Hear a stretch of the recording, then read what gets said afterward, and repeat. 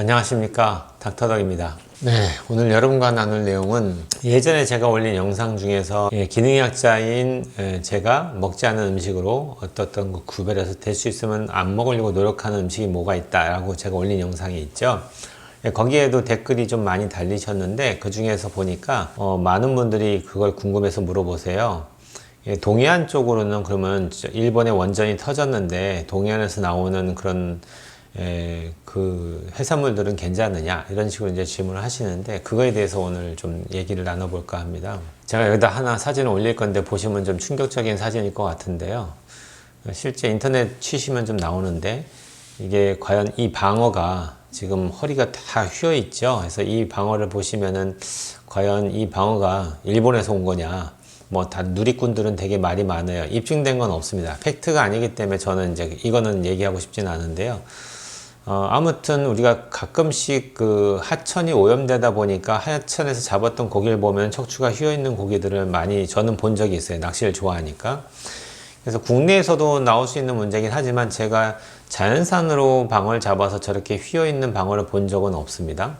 그렇다고 해서 이게 뭐 예를 들어서 국내에서 양식한 방어, 국내 양식이란 개념은요, 이런 작은 소방어를 잡아다가 가두리에 가다 놓고 이제 먹이를 줘서 큰 대방어로 키우는 걸 양식이라고 해요. 치어부터 키우지 않습니다.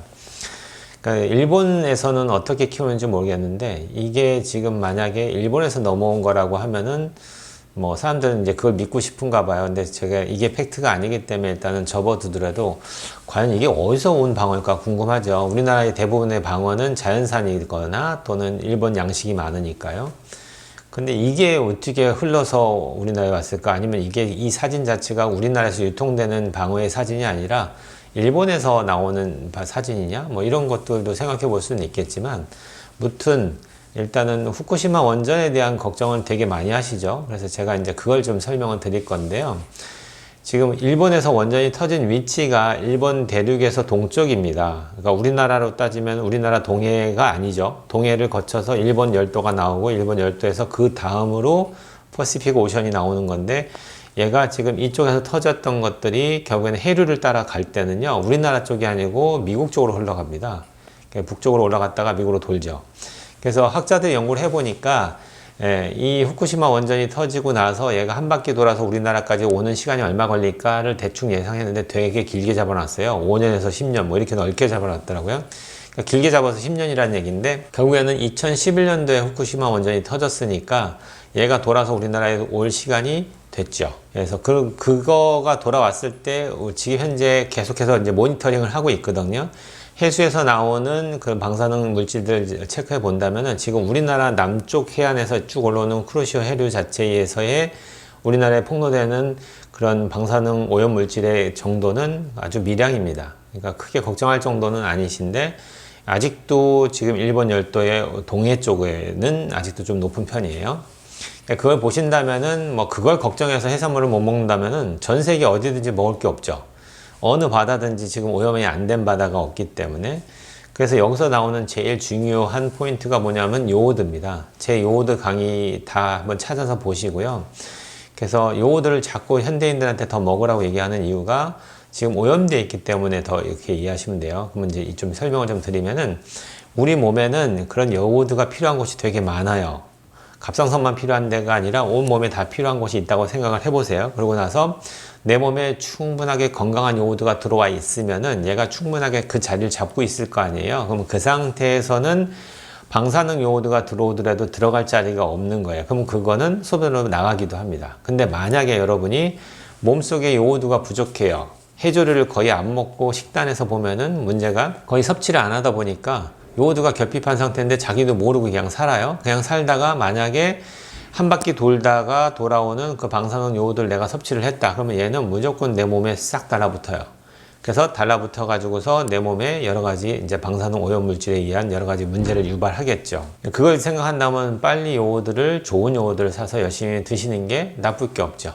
그런 의미에서 제가 말씀을 드리고, 비근한 예로 하나 더 생각해 보시면 더 확실할 건데, 일본 같은 경우는 우리나라보다 더 자국에서 지금 원전이 터졌으니까 훨씬 더 자국민들 중에는 더 많은 폭로량의 방사능에 오염됐을 거 아닙니까? 그렇다 보면은 우리가 생각할 때는 일본에서 발생하는 암 유병률이라든지 갑상선 암이나 여러 가지 암 유병률들을 계산해 보면 우리나라보다 훨씬 높아야 되잖아요, 실제로는. 근데 그렇지 않다라는 거예요. 연구 결과를 보면은 실제 우리나라에서 나오는 여러 가지 이제 방사능 오염물질 때문에 생길 수 있는 암의 유병률이나 이게 일본보다 우리나라가 더 높아요.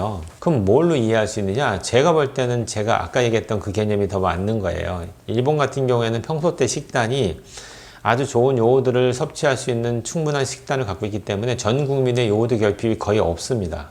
근데 우리나라는 생각보다 많아요. 거의 70%가 넘는다라는 보고도 있으니까 많은 사람들이 요오드가 결핍한데도 모르고 사는 거죠. 그러니까 모르고 살다가 조금이라도 들어오니까 그게 내 몸에 영향을 준다는 얘기고, 일본 같은 경우에는 요오드가 충분하게 들어와 있기 때문에 방사능 요오드가 들어오더라도 얘를 갖다가 몸에서 바깥으로 밀어내는 역할을 할 수가 있어진 거죠. 그러니까 당연히 암 발병률이 높지 않죠.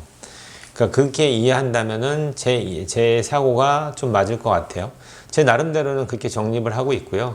혹시나 다른 과학적인 에비던스라든지 다른 증거 자료가 있거나 좀 더 설득력 있는 설명을 하신다면 누군가가 댓글로, 그렇다면 저도 생각해보고 받아들일 생각은 있지만 일단 제가 느끼는 걸로는 그렇습니다. 그래서 저는 이제 동해에서 낚시를 많이 하는데 동해 수심 100m에서 나오는 대구도 잡아먹고요, 방어도 잡아먹는데 걔네들은 거의 이제 남쪽에서 크다가 올라오는 애들이 대부분이다 보니까 그렇게까지 방사능의 오염 때문에 걱정할 정도는 아니고요. 오히려 그런 것보다 이 포항 같은 경우에는 이제 토끼꼬리 만으로 들어가 있잖아요. 이런 데는 포항제철에서 나오는 여러 가지 폐수들이 그 바다를 다 오염시킵니다. 그래서 그 만에서 나오는 해산물은 절대 드시면 안 돼요. 어떤 분들은 제 낚시 좋아하는 그 클럽에서 보니까 그 만 안쪽에서 볼락 잡아서 먹는다고 얘기하시더라고요. 그래서 제가 절대 먹지 말라고 얘기했는데, 그 만에 축적되어 있는, 땅에 이제 축적되어 있는 것들이 훨씬 더 오염물질이 많습니다. 그래서 제가 서해안 얘기하니까 또 그러면 서해안에서 나오는 모든 폐류나 어류는 먹으면 안 됩니까? 이렇게 질문하시는데,